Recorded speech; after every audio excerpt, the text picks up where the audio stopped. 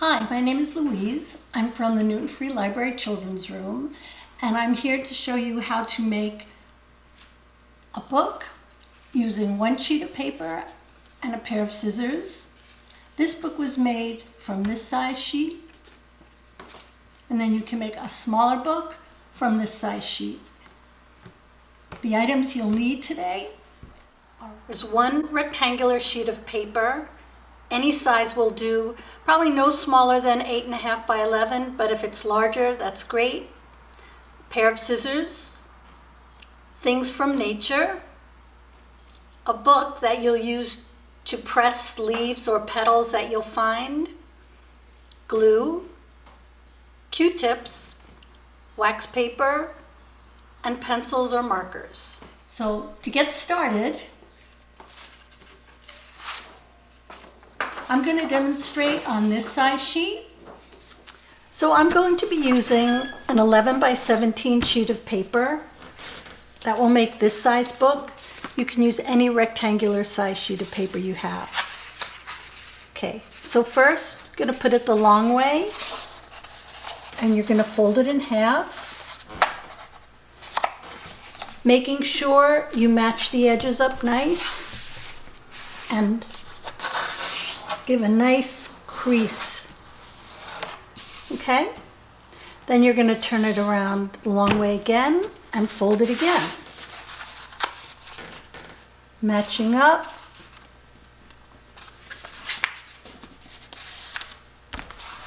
Use some pressure here. Okay? So you have it that way. Now you're going to turn it again the long way and do one more fold.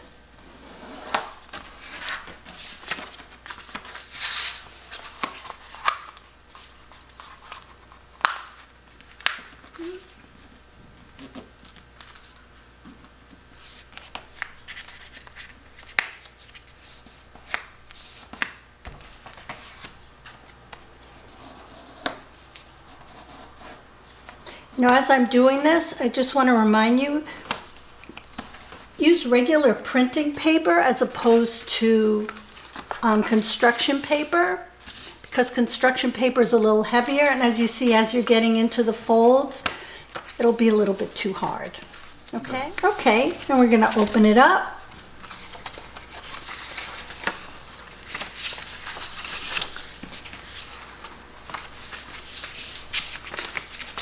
Going to have the open side here, the folded side towards you, and you're going to make one cut right along that line.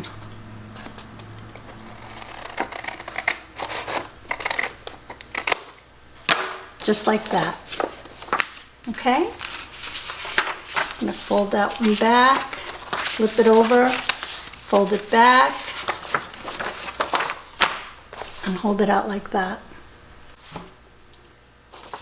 Going to pivot it around to you.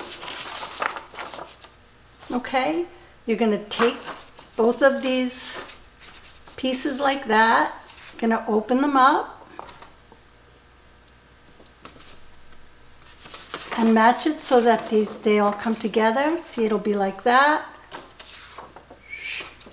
and then fold them in towards you and fold that one back.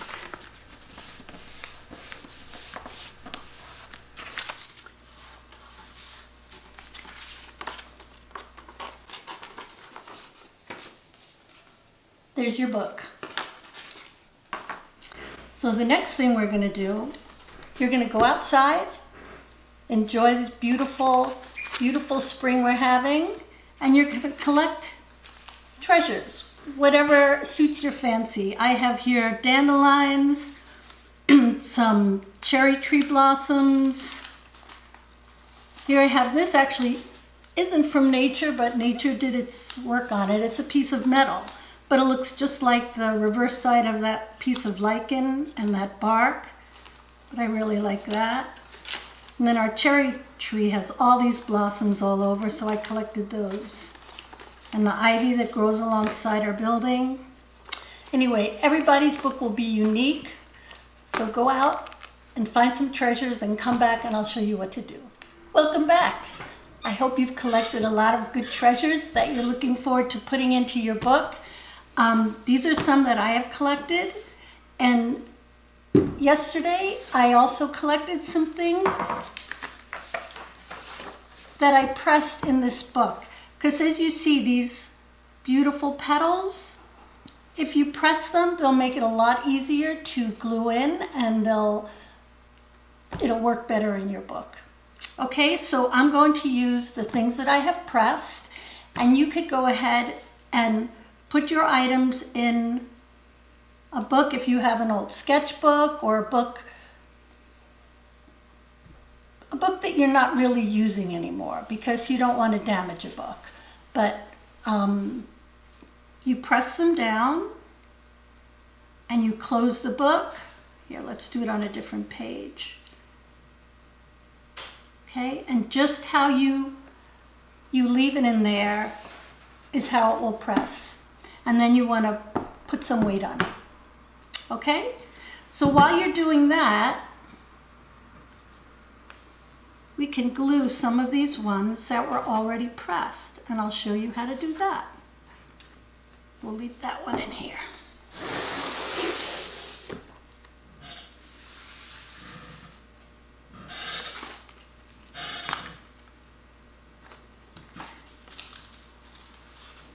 So in order to glue, I use your wax paper. I like the liquid glue for these because I don't think that if you have glue stick, try that. Use what you have. But if you have the more liquid glue, I think that might work better, but you can experiment.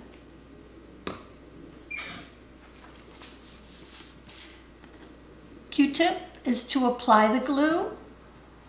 So let's see. I wanted to put this. I really like this one, and it's quite small, but when you see it on this, it almost looks like a tree. So it really changes. So I'm going to use that one for my cover. So I'm just going to take some glue and just dot it on here. And take your time with everything, just take your time.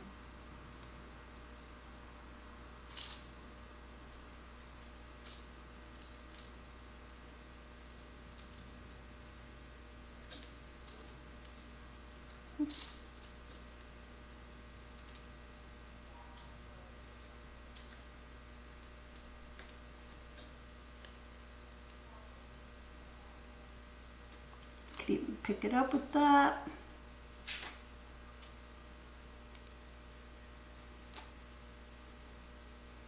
Just gonna put it right there.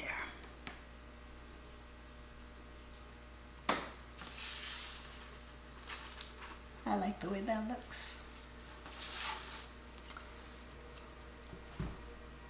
Another really wonderful thing to do with this is to date it. So when you look back on it, you go, I remember that. That was in May of 2020.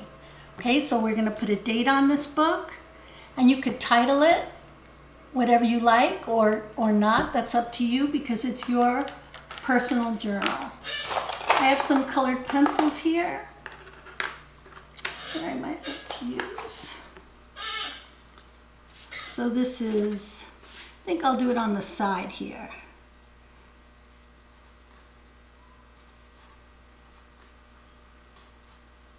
May.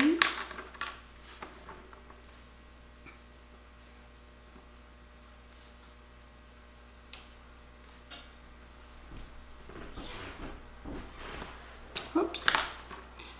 That's no good, right?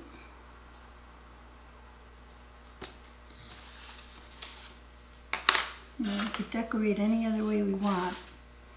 I might like to embellish those letters a little bit.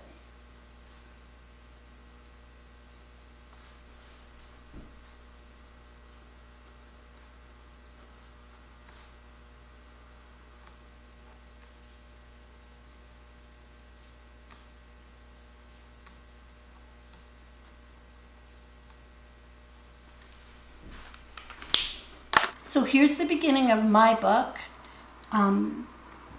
I hope you enjoy this project, and I really look forward to seeing you when the library opens up again. And maybe you could bring in your books to show me. That would be great. Till then, bye-bye.